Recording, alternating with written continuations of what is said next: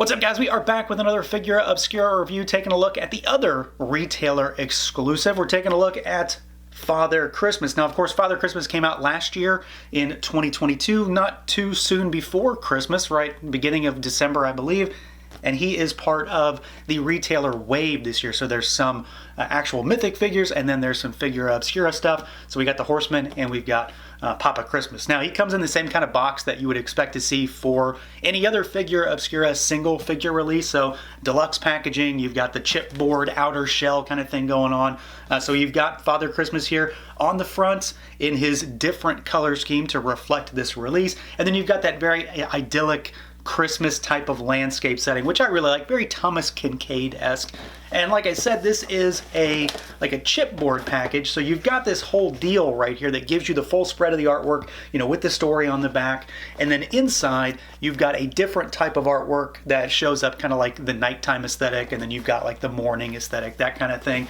We've got our actual box within though, and then you've got, you know, your figure in the window, more of that Christmas style of artwork that wraps around from the front to the back. Christmas trees, you've got Father Christmas in the sleigh, the whole 9 yards. So yeah, let's do it. Let's pull them out and take a look.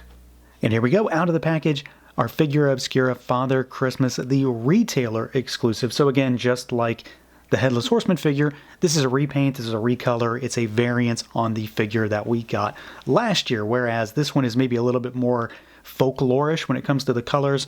The one we got last year was more stereotypical, your Coca-Cola Santa, except for the fact that he was not a jolly fat man. So let's see what this guy can do, see how he moves around. Now, this is a 2.0 figure, so it's that slimmer body with the diaphragm cut.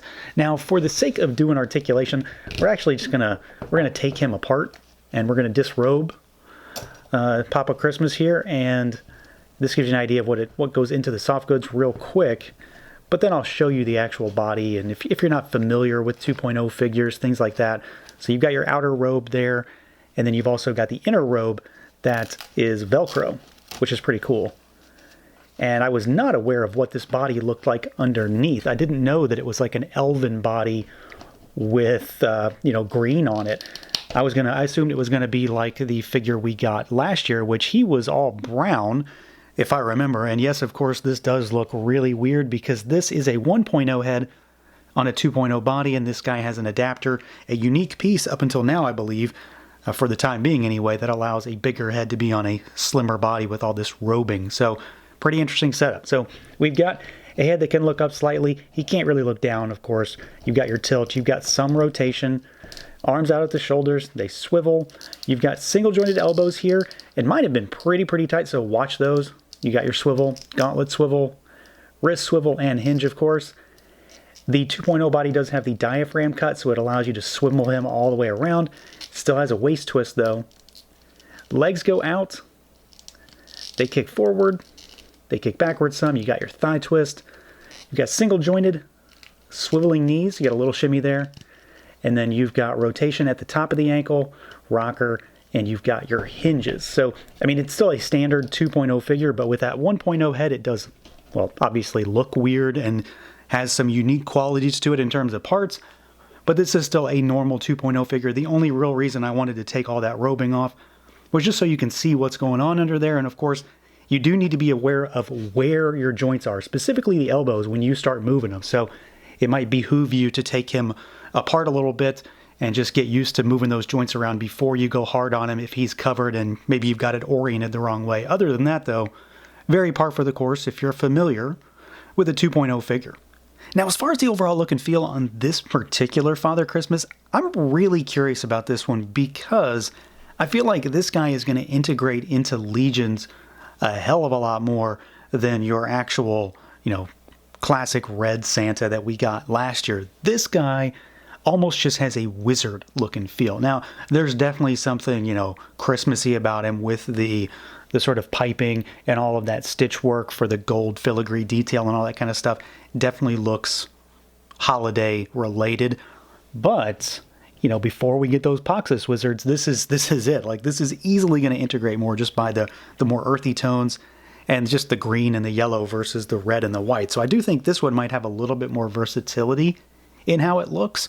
But it's ultimately, basically the same figure that we got last year. So we're going to talk about the the two side by side. So we've got our new and our old. And again, they're the exact same figure, except for when it comes down to color choices. And that does not just go with the figure itself. That extends throughout all the accessories as well to a pretty ridiculous degree. So we've got, the green versus the red. We've got the gold piping instead of the white. And then, of course, another big aspect of this comes down to the color underneath here. Because like I said, this guy's brown versus the majority green that we got on our new one. So in terms of mixing 2.0 parts, those are going to be different. The underrobe is different. This one's purple. It's like a bright purple too. So you've got a bright purple one in there versus the blue. They are both, still 100% wired. So the cuffs and just the lining all the way around is fully wired. And then we've got the same head sculpt here as well, but it's different this time. Again, it is slightly more tan when it comes to the flesh tones. He's still got the rosy cheeks going on. This is, again, a little bit more of a gaunt face for your Santa Claus, for your Father Christmas. We get a slightly more jolly one in the alternate head, but his beard this time around and his hair, of course, is this brownish red, which I also think is going to be a lot more useful on the mythic side as well if you want to take this 1.0 head and put it on, like a knight to make an old general or something like that, something of that nature. But they are still very similar, and I don't know which one I really prefer at the moment. There's some things about both I think that I do prefer over the other. But you've got your very, advertising Santa right here, which I still like. I'm really happy with that guy. But then maybe you've got your more folklorish, the actual historical telling, things like that when it comes to Santa Claus. So same good figure. If you're familiar with 2.0 figures, you know what to expect with the body. I have never had many issues with mine. I know folks have stability issues from time to time. Father Christmas for me has, in particular, not really been an issue. And this guy seems to be more the same, so I'm happy with that. The robe is really good quality, fits on him really well. Again, very happy with the idea of going 2.0 body so that it doesn't look overly beefy, because he'd be a huge roided out Santa if he was a 2.0 body. Then he had soft goods. There'd be too much on him. So this works really well despite it being kind of a weird looking figure when he's quote unquote naked. You do have the removable belt. That thing is sort of tenuous when it's on there. I find I pop it apart quite a bit, but otherwise it helps to sort of cinch him together and keep all of his robes in place. So I'm really happy with this figure. It's another iteration on an already solid Figura Obscura figure, but again, might be a little bit more useful on the Legion side just by virtue of not having such crazy familiar Santa colors. Now, as far as accessories goes, Father Christmas has quite the spread. He's no slouch when it comes to how much stuff he's bringing to the table. So to start with, we do get an extra head sculpt.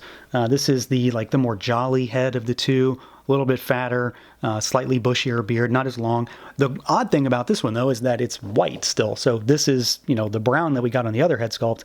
I kind of wish it was brown on both, but it's still a good head, and, you'll get some use out of it. We do get the holly crown. We get two of these, so you get those. And we also get the hood for his robe. So this has another clasp on it, just like the first robe does. And then you can pop this around his head, if he gets cold or whatever. And then you can cinch it around his head. But you do get the option of having the hooded robe and not just the open robe if you, want to give him some added head protection and cover just to keep him warm. So we've got a bunch of stuff right there just to change up his look from the head to the two, we'll call them hats. And then you get a bunch of toys, so gifts. So we've got the Nutcracker elf doll kind of thing. This was a different color the first time around, so that's a little bit of a change. We've got the satchel full of toys. So there's a Nutcracker in there, there's a lion, a candy cane, a ball, a bear, and that was also pretty much the same as the last one. I believe the colors are pretty consistent across those two. What I really like is that we get a new belt with this guy, though. So there's a new belt on him. It's not as thick. So here's the first one. This is more of a faux leather piece rather than a piece of plastic. So this is what we're going to see going forward with some of the newer waves. That's one of those C. Jesum design belts. So it's got an actual buckle on it, and you can cinch it tight down on his waist, which I really like. I think it looks a little bit better. And I was not the happiest with this because it does pop apart pretty easily. So you do have an option with that. We do get some other gift type things as well. We get a trumpet. You can put this in his pocket if you want, just like the elf doll. I believe this was gold the first time around. We get the drum, and this has a little hook to hang off the belt. We get, well, this was a dog the first time around. This is now, or a wolf maybe. This is now a fox. I don't know if there's a reference in this one that I'm just not missing. I'm missing it or something. This is a reference to one of the bird figures. So this is the little duck toy. It has a scar on the eye, which is a reference to Minotaur the duck. So some of the old school fans may be familiar with that one. We do, of course, get the tree. This is even changed from the last one. So it's got the little snow base. You've got the little base that pegs in there, and then it actually has snow on the tree itself. There was no snow on the tree last time. So small little things like that have been changed kind of all over. We do get his big old staff. I really like this. This is definitely something, that can be utilized with other figures for wizard type purposes. So you got this gnarled piece of wood. And then it still, of course, includes the lantern, so he can go out and about from house to house with his own light source. And we still get the little bonus items that came like the first time around. These are no secret. They've already been shown. So you do get his little bag. And we get 2 helmets for 1.0 figures. And they made these specific for this one that would coincide with reinforcements too. So we've got the black helmet, and this will go on your Vampire Phalanx. And we got the gold helmet, and this will go on your Gold Knight 2 figures. These are the same helmets that we got last time, except those were silver. So these are a little bit more themed to the current reinforcements wave that just came out. So he does have a lot of stuff. Like there's no denying that. Tons and tons of stuff. Not all of it is going to be universally versatile across other Horsemen figures, but there's a lot of stuff here, and certainly stuff that you can make use for. And of course, he comes with 2 head sculpts entirely unrelated to himself that you can use with other Legions figures. So no doubt about it, a solid spread, lots of cool stuff here. So yeah, overall, this is a pretty solid figure. If you got the first one, you really know what to expect here. It's just a bunch of color changes, but I'm really happy with what has been changed. I feel like a lot more things were changed than I really expected. I didn't pay a lot of attention to which accessories were repainted and things like that, but a lot of stuff has been changed. So there is some value in these parts still if you didn't necessarily want a carbon copy of that first figure. I do again think that this guy's going to integrate into the mythic side a little bit easier. He looks more like a traditional wizard than a Coke Santa Claus that is standing there in his big red suit. But I am still happy with this figure in general. I mean, I always think of a red suit when it comes to Santa Claus, but this more traditional take on it for the recolor, I do think makes really good sense. I'm also happy to get this head sculpt again in that brown hair. I wish the other one was repainted in brown as well. I'm kind of confused as to why it wasn't.